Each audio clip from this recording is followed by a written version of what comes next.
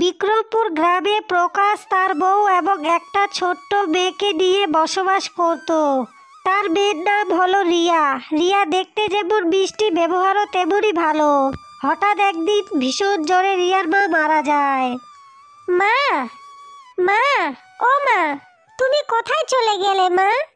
তুমি আমাকে রেখে কোথায় চলে গেলে? তুমি কথা বলো না মা। তুমি কথা না বললে আমি কার সাথে কথা বলবো, আর কি নিয়েই বা থাকবো? তুই চুপ কর মা, এখন কান্না থামা। কি আর করব বল, আমাদের কপালে হয়তো এটাই লেখা ছিল। কপালের লিখন যে কেউ বদলাতে পারে না রে মা।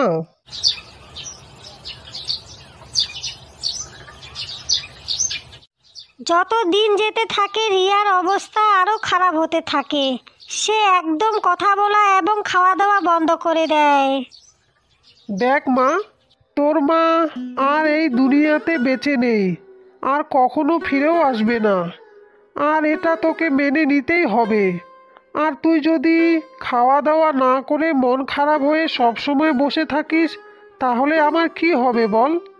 আর তার মধ্যে প্রতিদিন না খেয়ে থাকলে তো তোর শরীরও অসুস্থ হয়ে পড়বে। তখন আমি একাই বা কি করব বল? না বাবা, আমার শুধু মা চাই, মানে মা চাই। মা ছাড়া আমাকে এক মিনিটও ভালো লাগে না। তুমি যেভাবেই পারো আমার মাকে এনে দাও বাবা। আচ্ছা ঠিক আছে, এসব কথা এখন বাদ দে, আর চল একটু বাইরে থেকে ঘুরে আসি।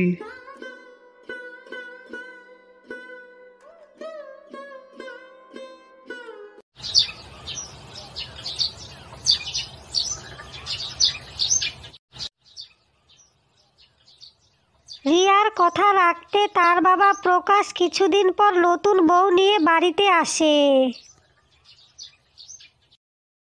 রিয়া মা, দেখ তোর কথা আমি রেখেছি। তোর জন্য আমি নতুন মা এনেছি। তুই আমাকে কয়েকদিন আগে বলেছিলি না যে তোর নতুন মা লাগবে? এই দেখ তোর নতুন মা, আর বল কেমন হয়েছে? বাবা, তুমি সত্যি বলছো? এই আমার নতুন মা আমাকে খাইয়ে দেবে, আদর করবে, আমাকে স্কুলেও নিয়ে যাবে? ও বাবা, এমন করে কি দেখছো বলো না? এই মা আমাকে রোজ রোজ ঘুম পাড়িয়ে দেবে তো? হ্যাঁ রে মা, সব দেবে। তুই আর চিন্তা করিস না। তোর নতুন মা তোর সব আবদার এখন থেকে পূরণ করবে। এবার তুই খুশি তো? হ্যাঁ বাবা, আজকে আমি অনেক খুশি হয়েছি। আর আজকে থেকে আমি খাওয়া দাওয়াও ভালো করে খাবো।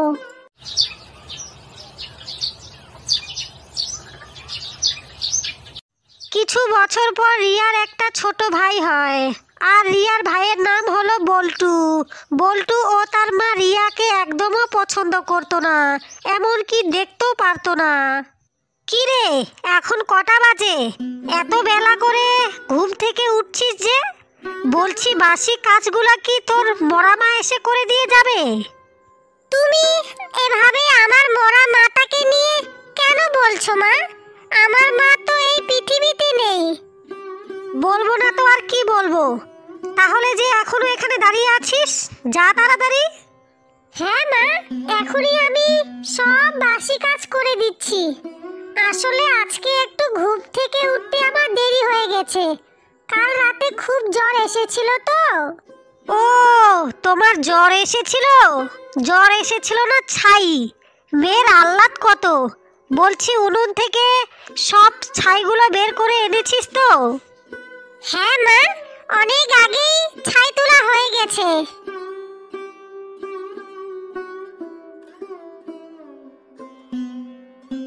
কি মা, এত সকাল সকাল এত চিৎকার চেঁচামেচি কিসের জন্য হচ্ছে একটু শুনি?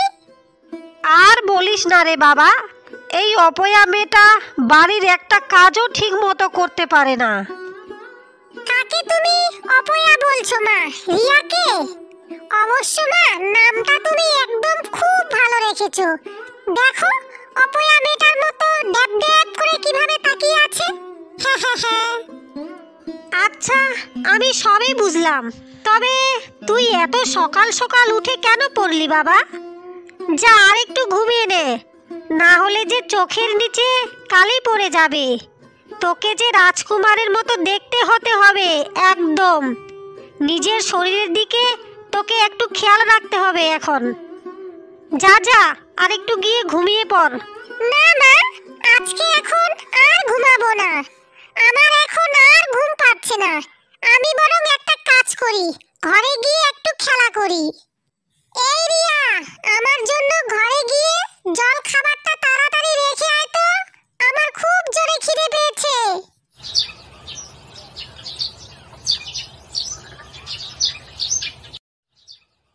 কিছুক্ষণ পরে রিয়া বল্টুর জন্য জল খাবার বল্টুর ঘরে দিয়ে আসে। কি রে বল্টু, তোর ঘরে জল খাবার রাখা যে? রান্নাঘরে গিয়ে সবার সাথেই তো বসে খেতে পারিস। তোর দিদিকে দেখে কিছু অন্তত শিখিস, বুঝলি? কি বললে তুমি আমার এই ছোট্ট ছেলেটাকে? এত বড় কথা তুমি আমাকে বলতে পারলে? সব দোষ আমার আর আমার এই ছোট্ট ছেলের।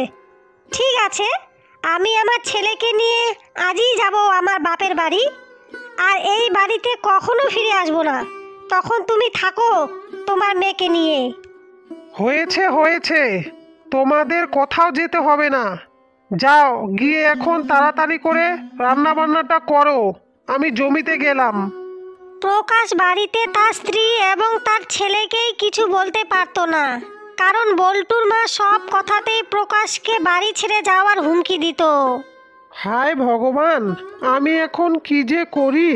সংসারটাকে টিকিয়ে রাখার জন্য প্রতিনিয়ত আমাকে শুধু মুখ বন্ধ করে নিজের বাড়িতেই থাকতে হচ্ছে। আমার মা মরা মেয়েটার কপালে এত দুঃখ কষ্ট কেন দিলে ঈশ্বর? প্রকাশ তখন হাঁটতে হাঁটতে একটা গভীর জঙ্গলের ভিতরে চলে গেল। সেখানে প্রকাশ গিয়ে দেখে এক সাধু বাবা একটা গাছের নিচে বসে আছেন। কি রে, তোকে এত দুঃখী দেখাচ্ছে কেন? কি আর বলবো সাধু বাবা, যেদিন থেকে আমি দ্বিতীয় বিয়ে করেছি সেদিন থেকে আমার মা মরা মেয়েটার কপালে দুঃখ নেমে এসেছে। আমি ভেবেছিলাম আমার মেয়েটা হয়তো নতুন মা পাবে, হয়তো অনেক ভালো থাকবে, কিন্তু সব তার উল্টো হয়ে গেল।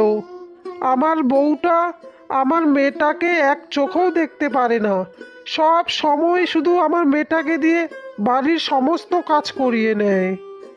এরপর রিয়ার সাথে কি কি ঘটনা ঘটেছে সব প্রকাশ সাধু বাবাকে খুলে বলে। ও, আমি সব এখন বুঝতে পেরেছি। আমাকে তোর বাড়ি নিয়ে চল, তারপর কি করতে হয় সেটা তুই আমার উপরে ছেড়ে দে। ঠিক আছে বাবা, তাহলে আপনি আমার সাথে চলুন। তখন প্রকাশ সাধু বাবাকে নিয়ে তার বাড়িতে চলে গেল।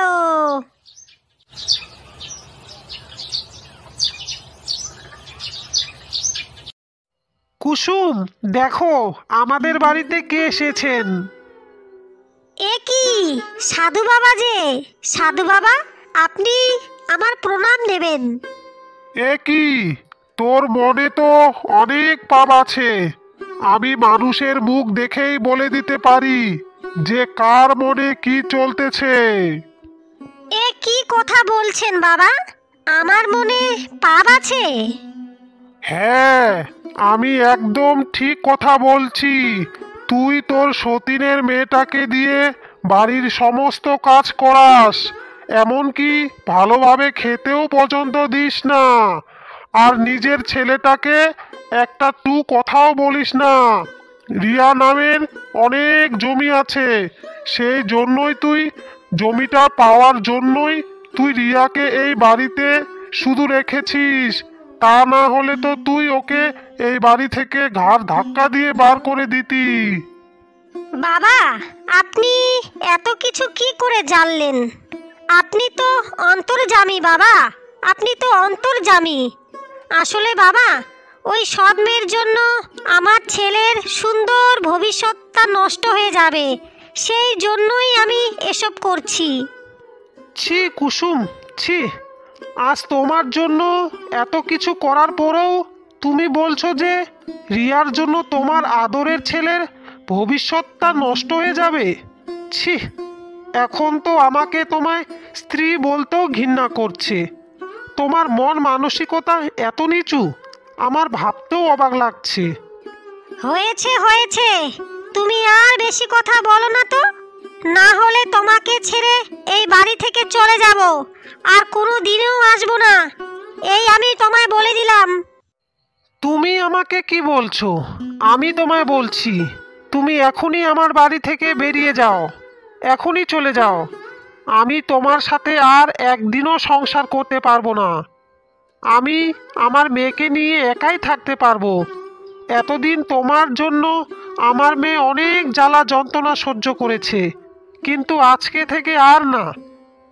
কি হলো, এখনো দাঁড়িয়ে আছো যে? বেরিয়ে যাও বলছি, আমার বাড়ি থেকে বেরিয়ে যাও। ওগো, তুমি এসব আমাকে কি বলছো? তুমি আমাকে এত বড় শাস্তি দিও না গো। আমি আর আমার ছেলে যে না হলে পথে পথে ঘুরবো।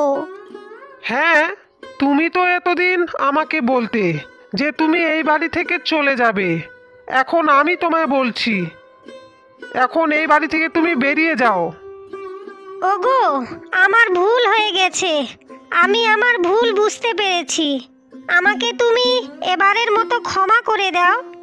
এরকম ভুল আর আমার কোনো দিনেই হবে না। আমি দুই ছেলে মেয়েকে এবার থেকে সমান চোখে দেখব, আর আমার এরকম ভুল হবে না। তোমায় আমি কথা দিলাম। তবুও তুমি আমাকে এত বড় শাস্তি দিও না গো। ঠিক আছে, এতদিন তুমি যাকে কষ্ট দিয়েছো সে যদি তোমায় ক্ষমা করতে পারে, তাহলে আমিও তোমায় ক্ষমা করে দেব।